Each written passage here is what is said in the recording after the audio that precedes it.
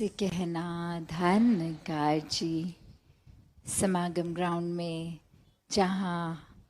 ये देश विदेश के अनेकों शहरों से सभी महापुरुषों का आगमन होना शुरू हो गया। और आप में से काफ़ी महापुरुष तो अपनी सेवाओं में भी युक्त हो गए हैं। एक ये रूप इतना सुनहरा बनता जा रहा है और पता लग रहा है कि आने वाले दिनों में ये सत्य के एहसास के साथ ये विस्तारित मन, बुद्धि, विवेक, इसके लिए हर कोई इच्छुक, सभी प्रभु प्रेमी ये रूप अपना, ये समर्पण भाव अपना इस तरह से हर कोई समागम में अपना योगदान दे रहा है। चाहे यहाँ उपस्थित होकर या अपने घरों से भी वो मन के भाव रखकर, ये सेवा भाव रखकर, ये परिवार में एक दूसरे का योगदान देके,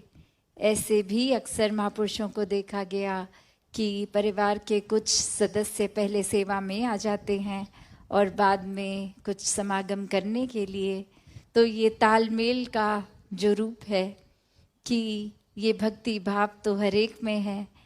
तो कैसे ये प्रैक्टिकल स्पिरिचुअलिटी का एक जीता जागता स्वरूप,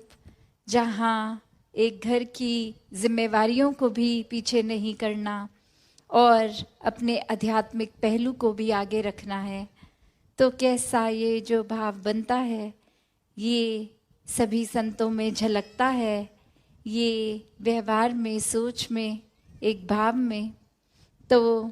दातार ऐसे ही कृपा करे कि ये भक्ति भाव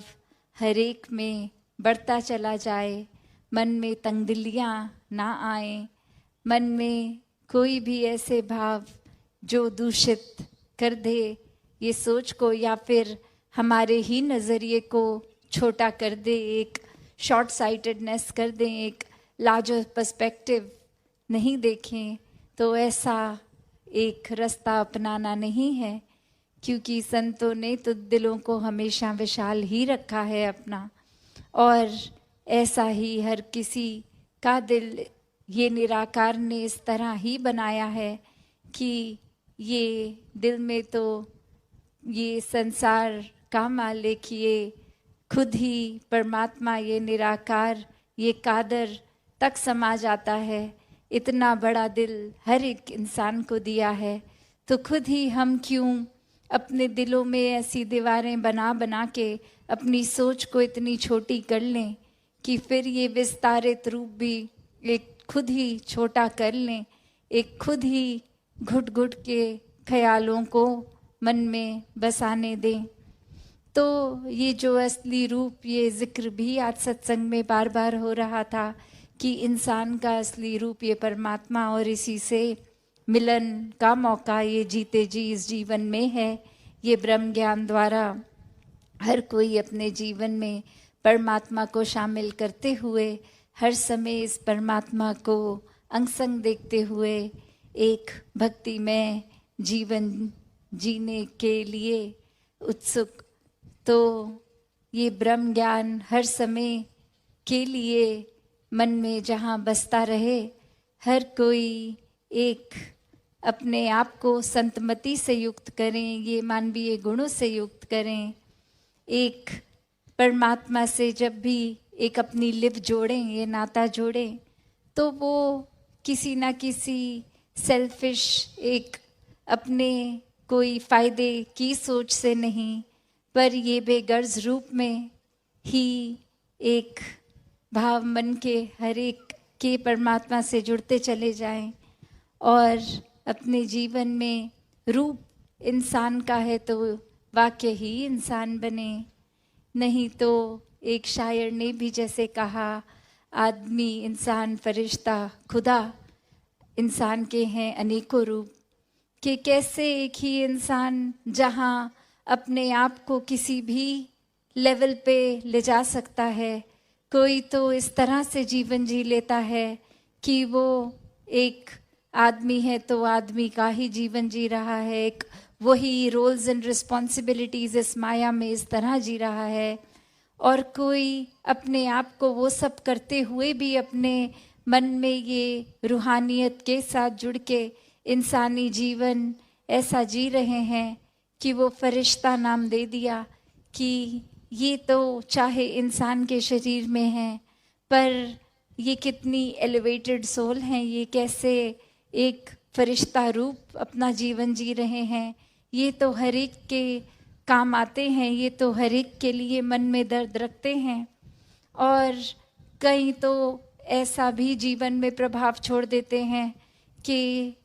मुंह से यही बात निकलती है कि ये तो इंसान नहीं, हमारे जीवन में देवता रूप हैं, ये तो खुदा हैं।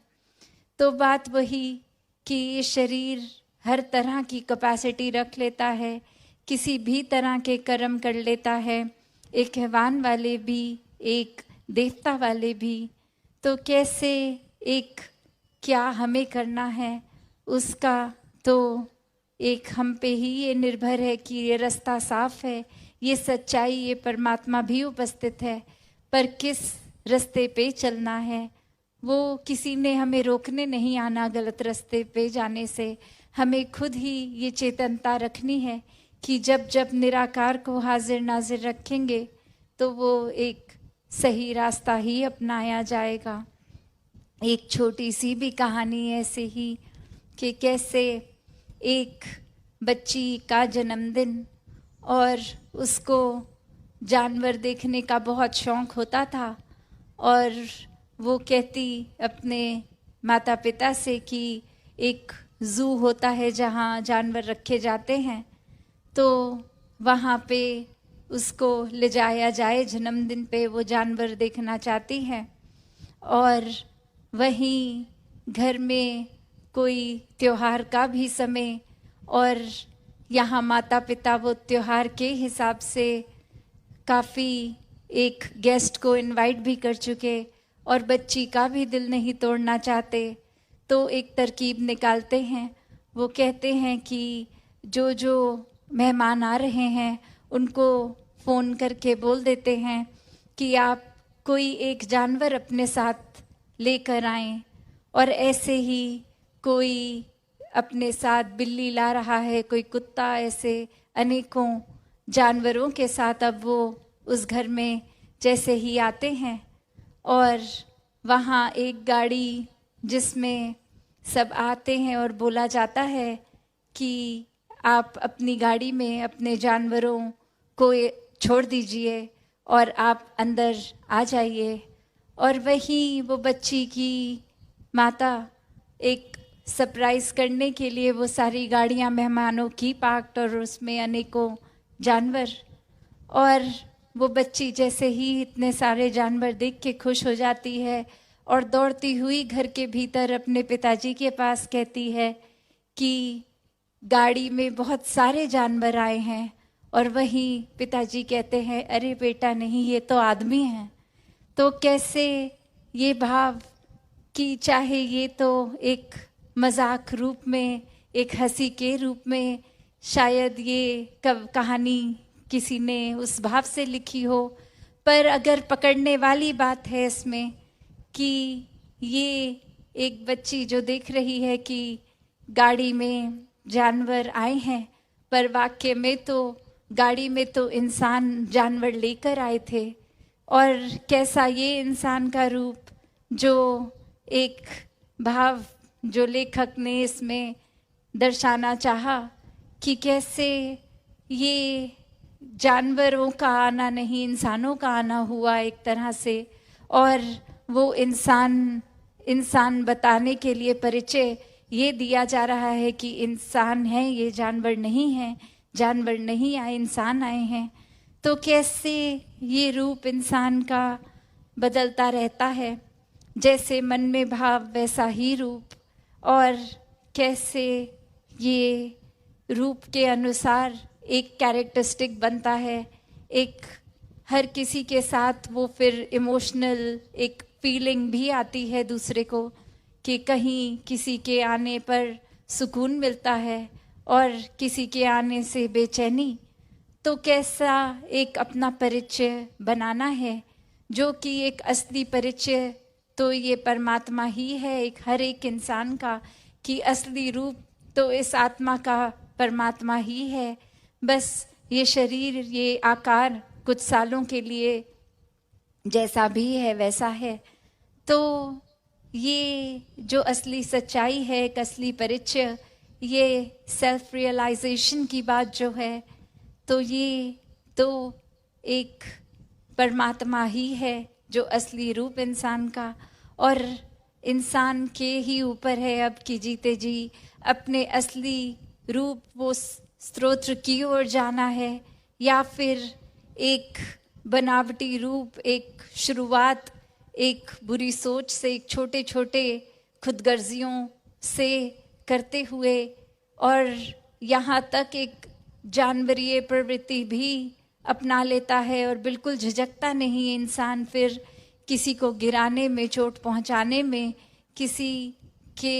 एक सुख दबोच कर एक उस तरह से अपना डर दबाव हुकूमत बनाने पे। तो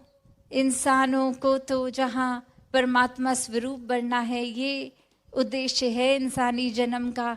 कि मन को जोड़ लें परमात्मा से और बन जाए फिर परमात्मा ही। और कैसे ये चॉइस होते हुए भी एक चुनाव होता है छोटी छोटी मायावी आकर्षणों का, कि अगर किसी को हम झूठ बोल देंगे तो कुछ धन दौलत का हमारा इससे कोई फ़ायदा हो जाएगा, किसी की नज़र में हम अच्छे लगेंगे, दूसरे की बुराई करके किसी को पसंद आने लगेंगे। एक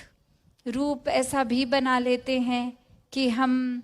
एक किसी तरह भी सोसाइटी में ऊंचे हो जाएं या दिखें कि बहुत पावरफुल है, हमारे आगे तो सब झुक के सलाम करते हैं।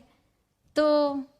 ऐसा रूप जहाँ इंसानियत आज अपनाने लग पड़ी है कि असली कोर वैल्यूज़ को छोड़ के एक बनावटी रूप,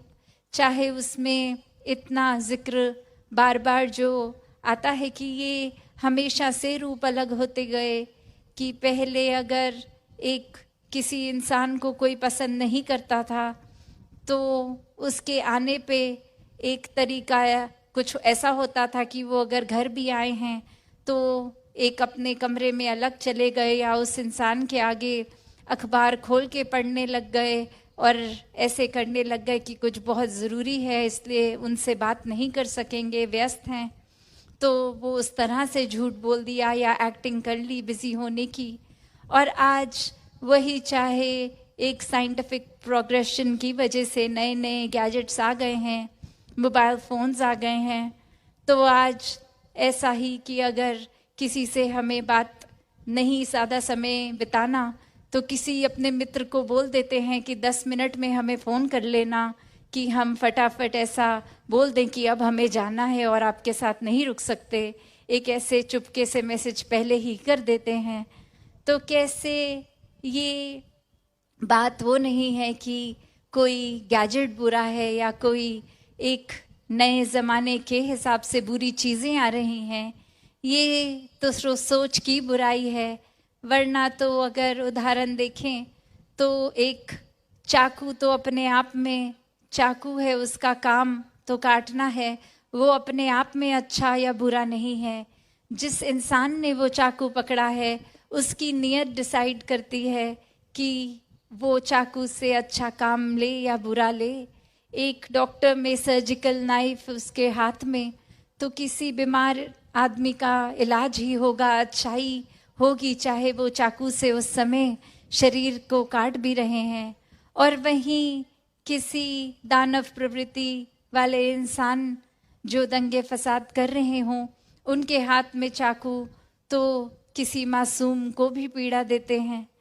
तो ये नुकसान